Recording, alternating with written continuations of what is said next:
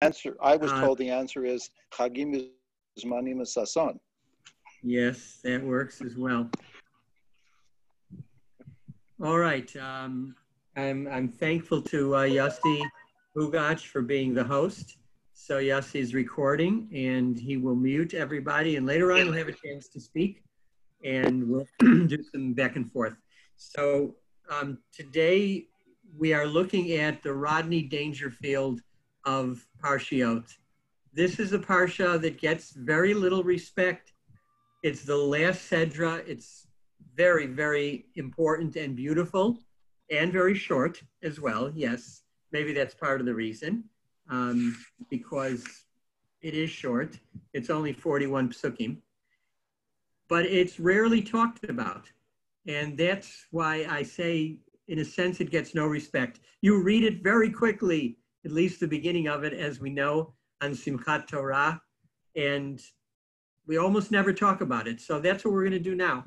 We're going to talk about this Parsha and give it a little bit of respect. It's the last message of Moshe Rabbeinu. It's got to be important. It's the last thing he says before he dies.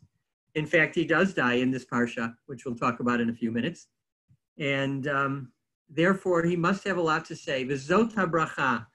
The commentators, as I've said so many times to you before, when you want to know the essence of any Parsha, you look at the title. The essence of any Jewish idea or Jewish concept, it's always found in the name.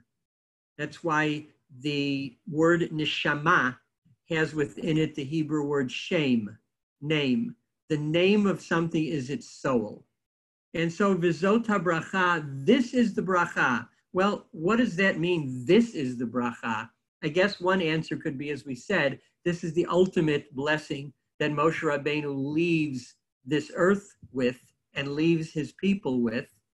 I want to say, and there's many commentaries on why the word VeZot. I'm not attracted to any of them, but I'll tell you one of my own. The word Zot is an interesting idea in the Torah. Hashem uses the word Zeh or Zot when he is trying to point out the reality of something. For example, Moshe Rabbeinu is told about all the intricate workings to make a menorah. And it's very hard to understand what the menorah is supposed to look like, even when presented with the description of it. So Hashem shows Moshe a menorah, Zeh HaMenorah, Zot HaMenorah. This is the menorah. A picture is worth 1,000 words. Same thing, by the way, with a half shekel. Moshe doesn't quite understand what is the exact size of it and what's it supposed to look like. So Hashem, with using the word Zeh or Zot, says this is the machzit shekel. I want to suggest Zot HaBracha, that Hashem says to Moshe, I am showing you in living color that all the brachot which you are going to give, they're real. They're as real as a menorah, as a chatzi shekel. It's a real thing. It's not just a suggestion. It is reality. You, Moshe, have created reality by giving the nation this bracha. And indeed, I think, as we'll see, so much of what Moshe said has come true. Some of it only in our generation, by the way. And we've seen that this blessing has real form and real mamashut. It's really something that exists. And that's what I think the Zot means here. So Moshe begins by giving a bracha. He's going to get more specific, but first he gives a general bracha to the nation. Now, let me just say a word about the idea of a bracha. What is a bracha? Well, again, we look at the word. Essentially, it has two sources. Either it can come from the word brecha, which means a pool. That is, that there is a, if you want to think of it this way, there is a pool of blessings which exist above us in Shamayim, and they drip down like water when that blessing is going to materialize. It's kind of heavenly dew, you might say, D-E-W, that comes down from this pool, this brecha. The other idea, of course, of bracha is berech, the knee.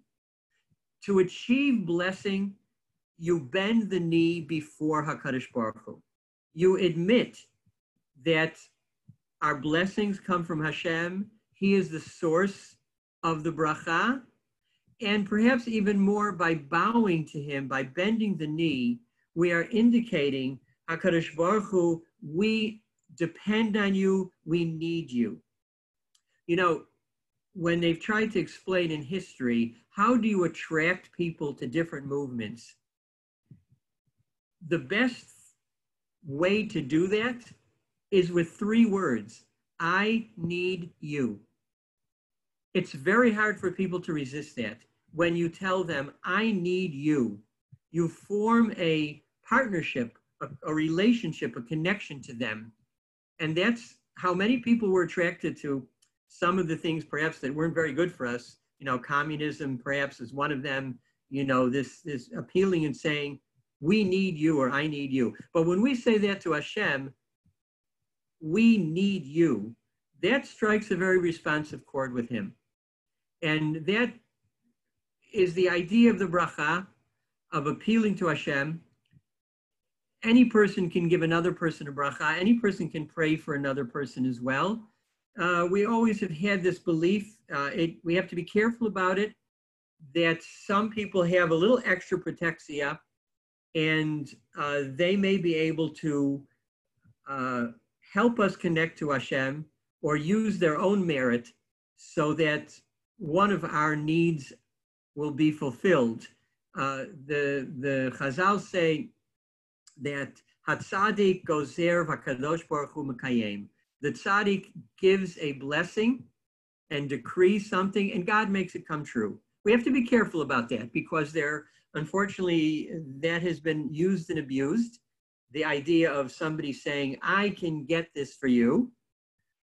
Be careful that, I always say, if somebody says, I can provide a blessing for you, make sure your wallet is still in your pocket. Because if that's connected to this blessing, it's problematic. But we know, for example, that the Rebbe gave out, perhaps more famously than anybody else, gave out so many brachot, and every bracha has some power and efficacy. But of course, Hashem is in charge. And that's why we can imagine that the Rebbe probably prayed and asked for a blessing that he should have children, but it never happened.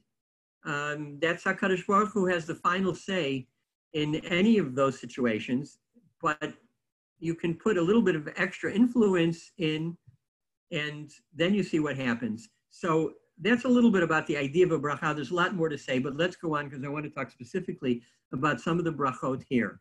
So Moshe begins by blessing Israel.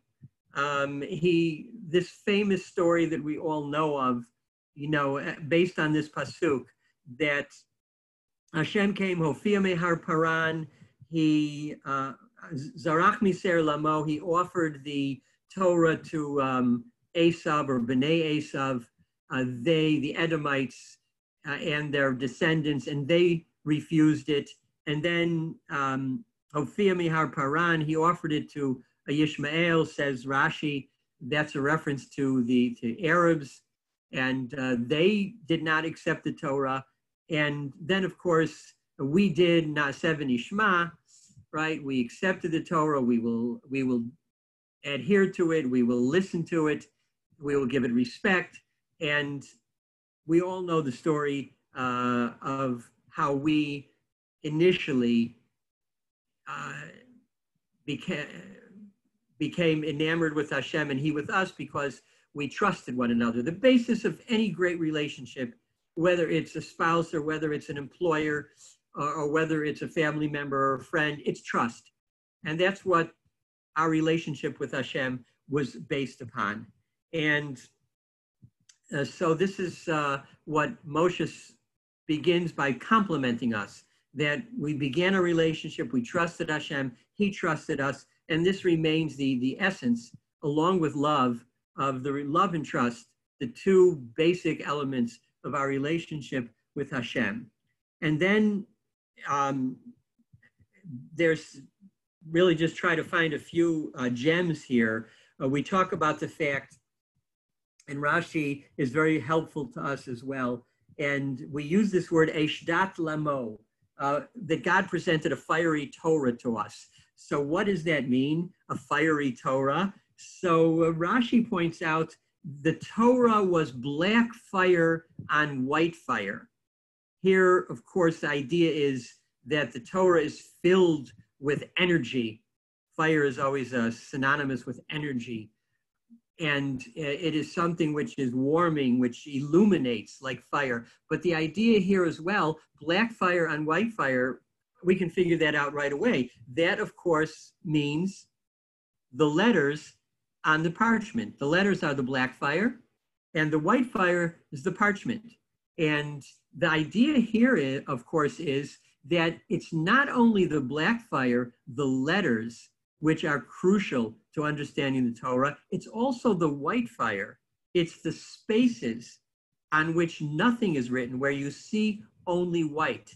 That's why, by the way, interestingly enough, and this plays out in many ways, but when you want to count the number of letters in the Torah, we say 600,000 letters corresponding to this number of 600,000 people. Every member of the Jewish people is a letter. And just like a letter can't be missing from the Torah, otherwise the Torah is incomplete and must be fixed, so too every person in the Jewish nation of the 600,000 is equally important. And if one is missing, we have to somehow correct that.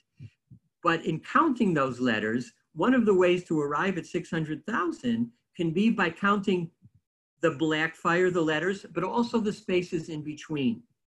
Another idea there as well is that the words are given, and then sometimes you have empty white spaces. We have that throughout the Torah. What's the reason for that? It's to reflect. It's to think about what was just said. And the larger the space of that white fire, the more we need to contemplate on what was said. That's why by the Aseret HaDibrot, you see a lot of white space.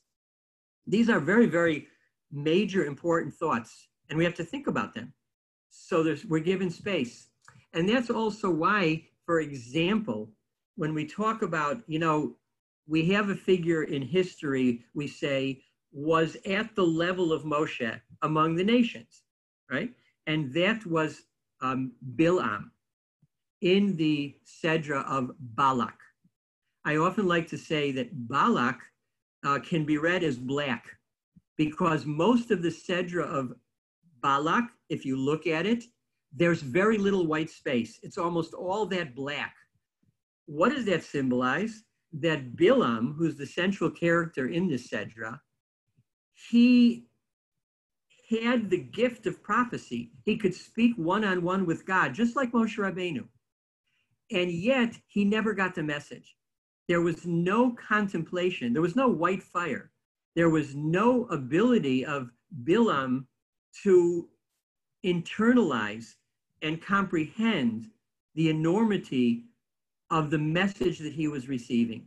And therefore, Bilam was an abject failure who later would be killed in the battle against Midian for the sins he committed. And he squandered that opportunity. But this concept, very, very Kabbalistic, of black fire on white fire. Okay, we go on a little bit more, and we talk about, again, Rashi saying, Af chovev amim kol kadoshav biyadecha. Says Moshe, all of the holy ones are at hand, kind of literally. And Rashi says, Nafshot tzadikim gnuzot ito, that the souls of the righteous, they are stored up. In other words, we are great because we come from a great history with great predecessors. And their neshamot are there with us. We are not alone. This is what Rashi tells us. Kol tzidikehem v'tovehem davku b'cha. Moshe says, you are not in this alone. You are the product, and maybe the sum total so far, of all the great people who came before you. It's a very comforting thought, especially if when you contemplate a yortzeit, yisker. You are connecting back to who you are through your relatives who no longer are with us. All the souls are represented, and they strengthen us. Yisam medabrotecha, says the pasuk Gimel here. We're just right in the beginning because there's just a lot happening here. And Moshe gives credit to Am Yisrael and says, Yisam medabrotecha mekablin gezerotecha v'datotecha b'simcha. You, the Jewish people, Israel, you accepted the decrees that Hashem gave you with simcha. I mean, we are being tested right now. If at any time, in the recent history, we're always tested. But this coronavirus is certainly, if we want to call it a gezerah min hashamayim, how we accept it. Obviously, we're not happy about it in that sense. But b'simcha, we're not going to let it deter us from pursuing our path and even doing it in a positive way. And Moshe notes that among the qualities of the Jewish people as he gives his blessing and, of course, his admiration for Am Yisrael just before he dies. And then this is a phrase that we know, but Rashi really amplifies it when he says, Vayhi b'shurun melech behit asef rasheam yachad shivtei Yisrael. And, he says it so powerfully that it doesn't just mean go forward, tribes of Israel. It means that too. But it also means we are best when we are united. Ba'aguda achat, says Rashi. And then if there is shalom beinehem, if we have peace between us, v'lo kasheyesh machloket beinehem, and we don't have terrible machloket, then nothing can stop us. So this, like every other crisis, this corona is really something which is in many ways just splitting Am Yisrael apart. And we all know that. We all see the news. We see what's happening. And I'm not going to get overly political, but it's hard to avoid it when you're in the midst of a pandemic.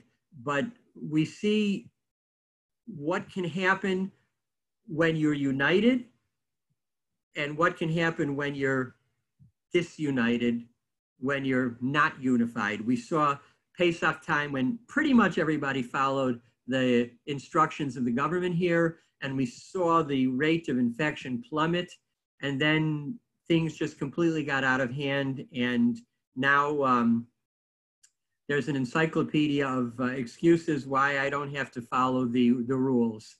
Whether you're a cabinet minister or the head of the government or the average person, and it's become so difficult to be unified and follow one set of rules, assuming that we get one set of rules that's clear and concise.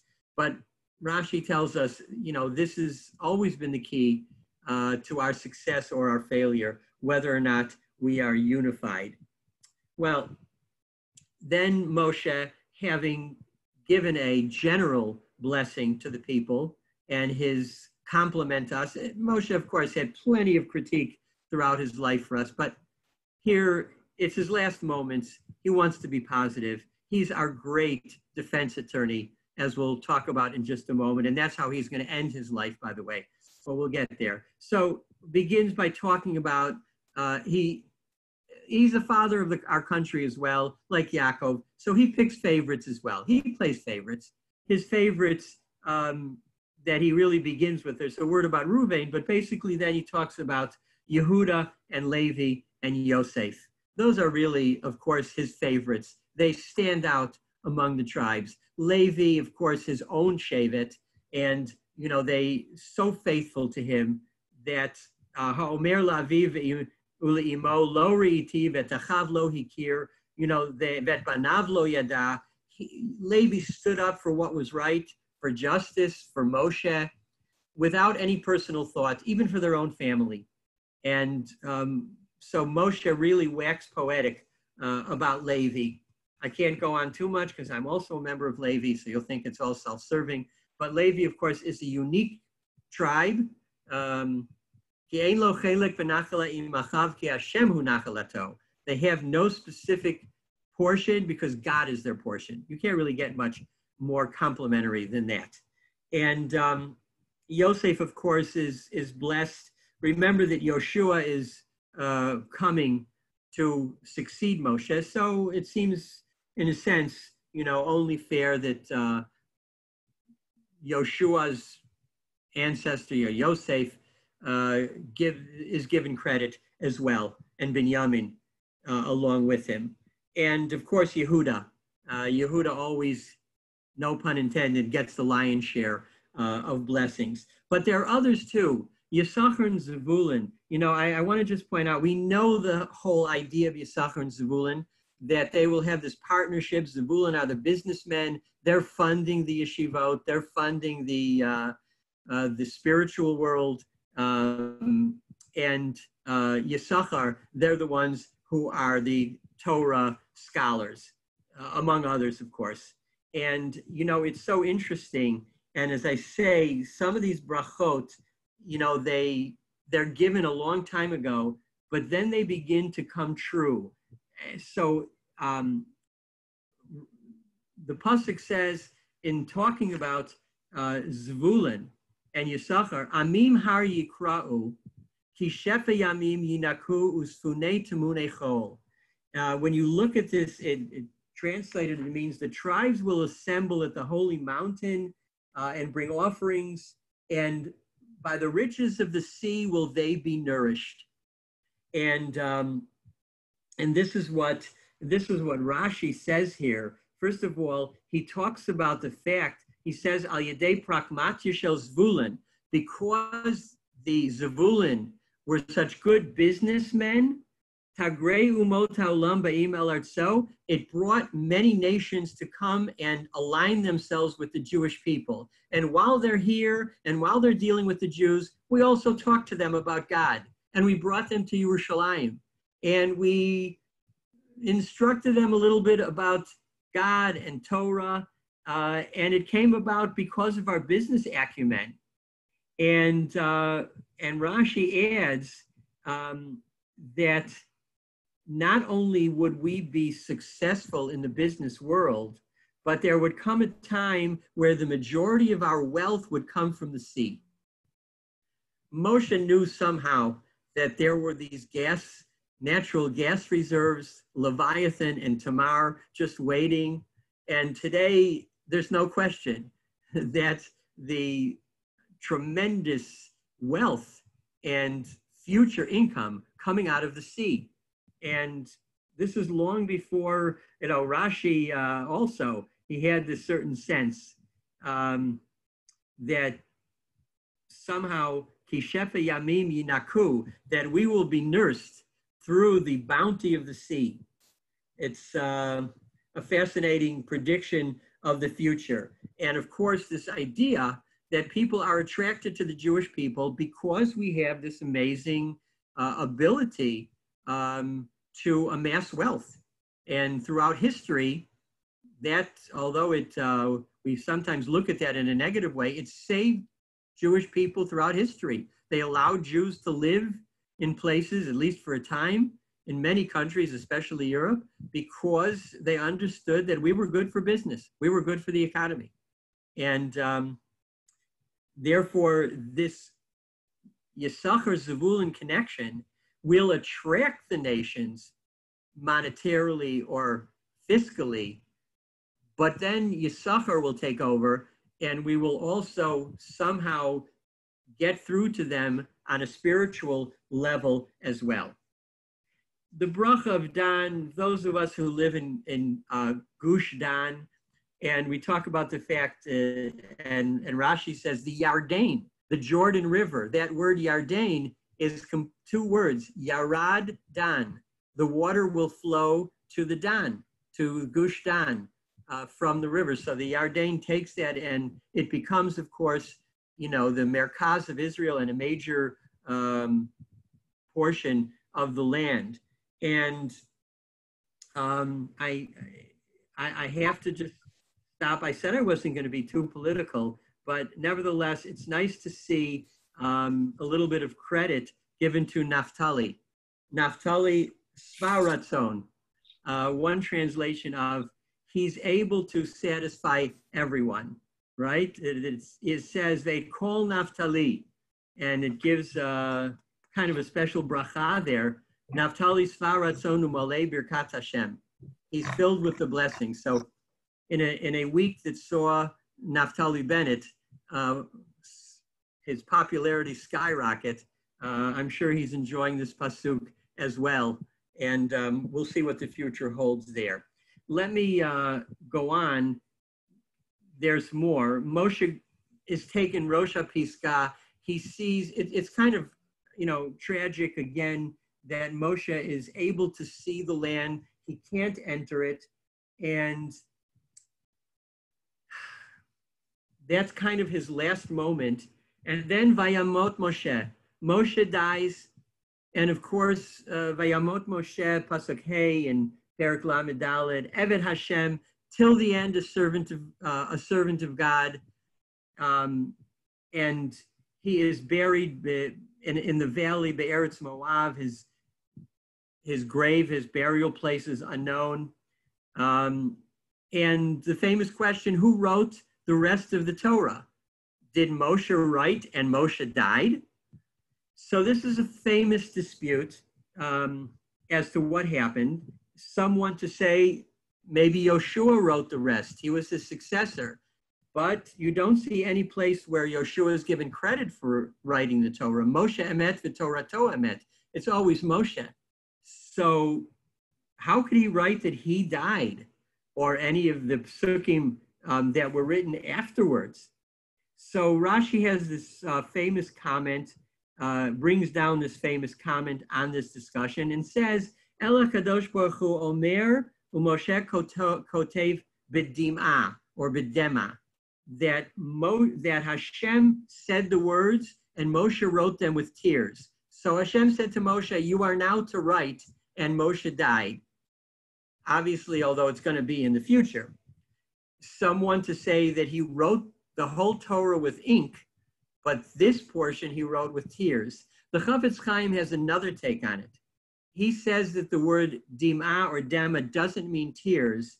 It comes from a Hebrew word that means jumbled, and says that what happened is God said to Moshe, here are the final letters of the Torah, write them down.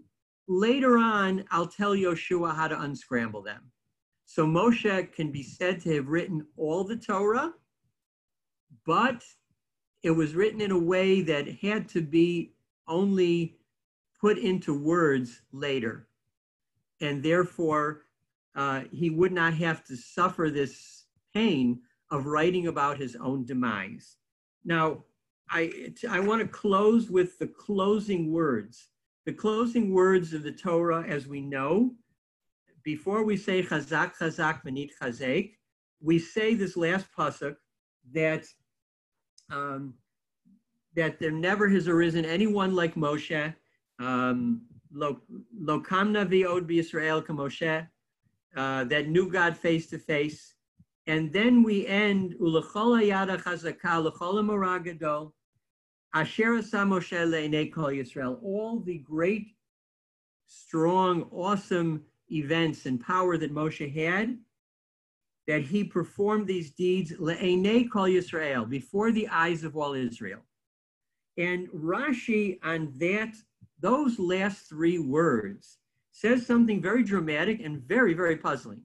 Rashi says, le'enei kol Yisrael. Do you know what those words signify?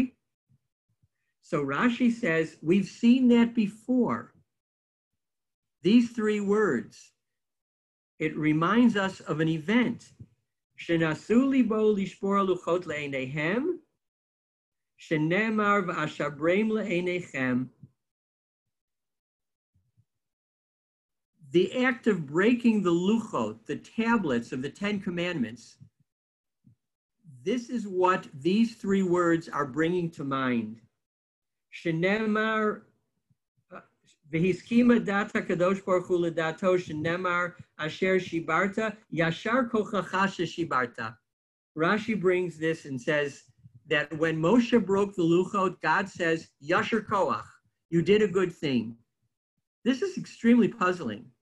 Why is the last thing that we remember about Moshe the breaking of the luchot? This was a very, very tragic and I won't say the worst point in Jewish history there or the lowest ebb, but very close to it. So why bring that up now? Is this how Moshe really wants to be remembered? Le'nei kol Yisrael, he's giving this kind of shtach, as we say in French, to the Jewish people, reminding them, hey, I didn't forget that you're the ones that worship the golden calf. So Rashi, in another place, gives a phenomenal and beautiful explanation. Rashi says as follows: this isn't Moshe giving a last little, tweak of condemnation to the Jewish people. It's exactly the opposite. Let me explain. We're now in Sukkot. Baruch Hashem, we're celebrating this Chag, Vayita'ach Sameach. All the Shalosh Regalim have a love motif and a marriage motif. Pesach is when we began our courtship with God. Lech tech acharai be'eretz lo zru'ah. We followed God.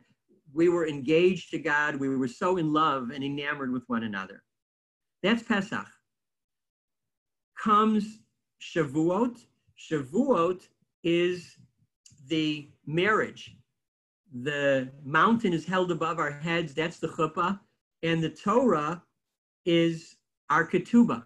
Indeed, by the way, there's a tradition among certain Sephardic synagogues that on Shavuot, they open the Aron, they point to the Torah, and they say this, whatever the date may be that year, this is the date of our marriage to God, and here's the ketubah. And Sukkot, that represents, when we go into the little sukkah, that's the yichud room. That's the time to be alone, just us and Hashem in our little isolation room. You should pardon the expression. So the luchot represent, in a sense, the ketubah. Moshe Rabbeinu, when he's ending his life, he's reminding the Jewish people, when you worshiped another God, when you engaged in the idolatry, if that's what it was, of the Egel Hazav, that was a form of committing adultery, of cheating on God. You had a relationship, a fidelity with Hashem, and then you went and cheated with another God. And the penalty for that is severe. The penalty for adultery is execution. So what did I do, says Moshe? I don't want anything bad to happen to you. I'm always your defender. And said Moshe, I took the luchot and I broke them. In a sense, I tore up your ketubah so that now without a ketubah, without any proof, you're no longer married. Now you're single. And as a single person or as a single nation, you cannot be accused of adultery. It was an extreme move. I didn't want to break the luchot. They were magical. I dedicated my life to receiving those luchot. But nevertheless, when it came time to choose between the luchot and you, I chose you. And I saved you by breaking those luchot. That's Moshe's last thought for Am Yisrael. Whatever I can do, I do for you. I'm dedicated to you, even at my own expense. What is the definition really of a tzaddik? And hear this well.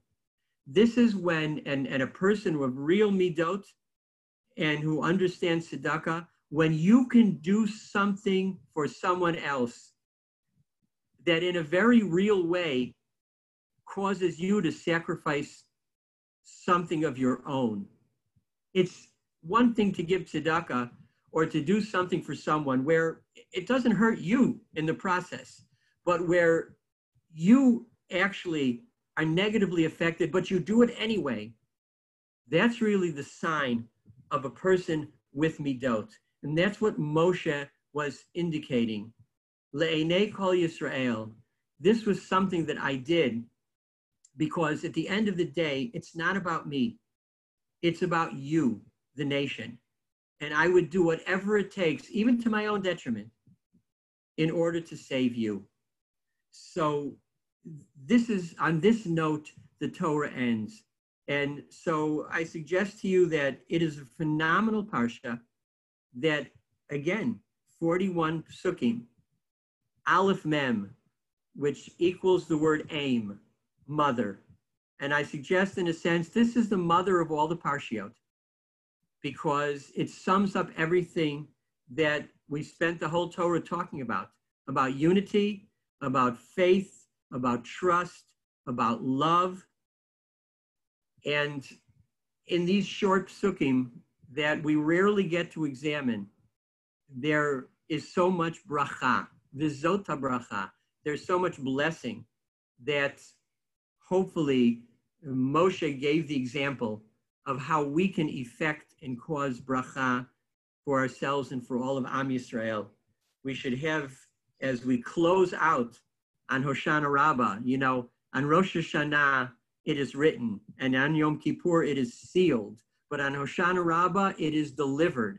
So this is the last moment of tshuva that we can do from Rosh Chodesh Elul until Hoshana Rabbah, when that's why it's such a serious day with the tune of Yom Kippur and the kittel and the white and everything else, that this should inspire us on Hoshana Rabbah to act in a way that brings bracha and tshuva and ultimately Hashem's complete and total safeguarding of us through this pandemic and into the future, that it should be this year an end to the difficulties, and as some have predicted, Tehei Shnat Tlaim.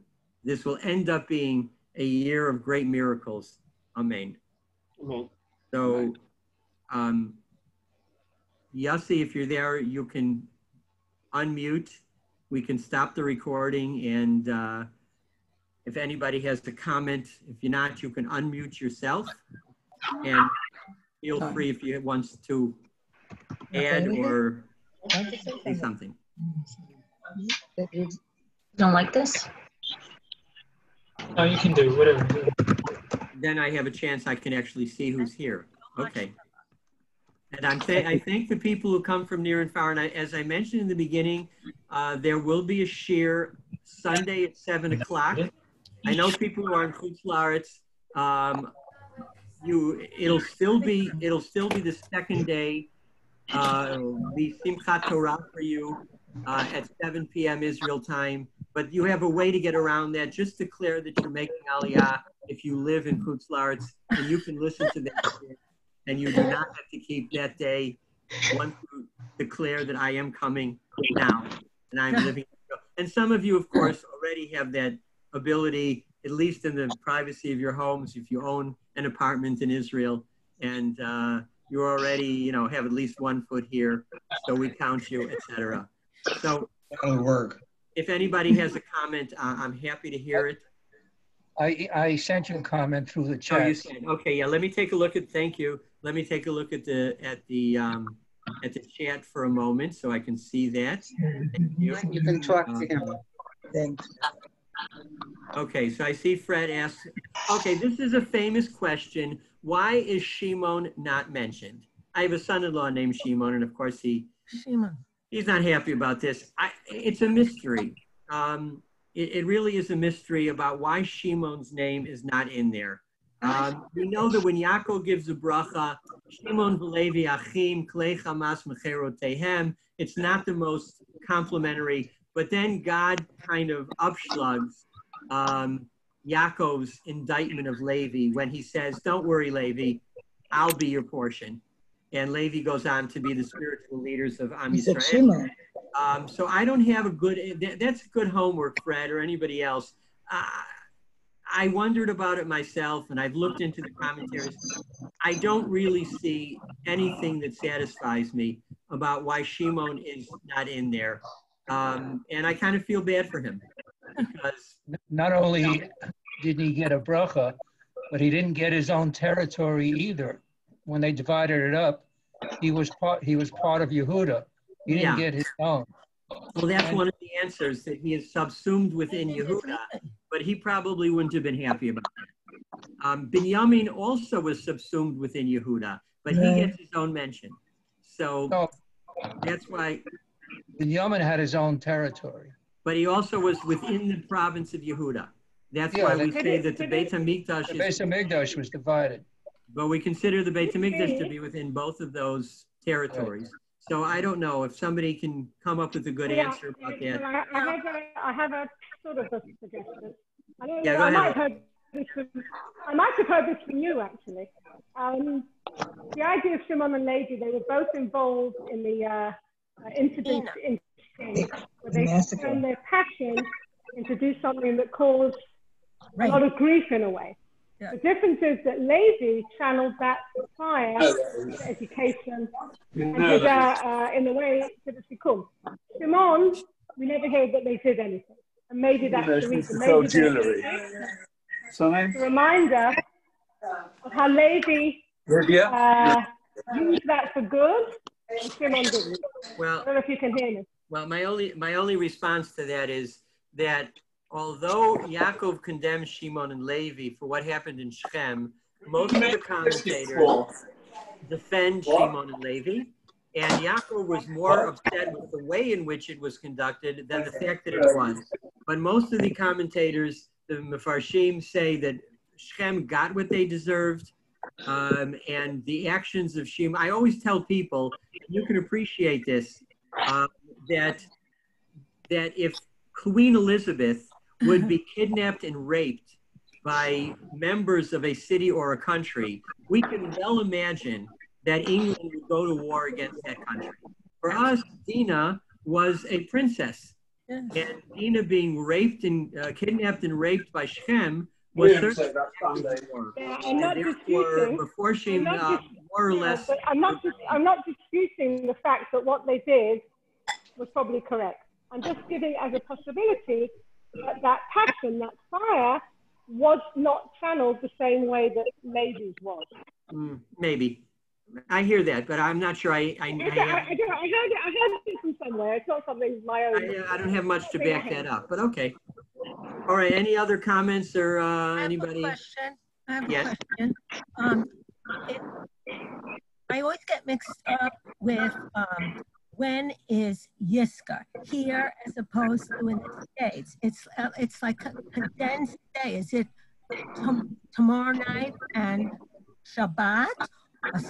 Torah, and if we are not going to synagogue, which I'm not because of the lockdown, how do I commemorate my parents? Yisker can be said at home. Here, of course, we have one combined Shmini Atzeret and Simchat Torah. So it is included, and of course, this is always a challenge.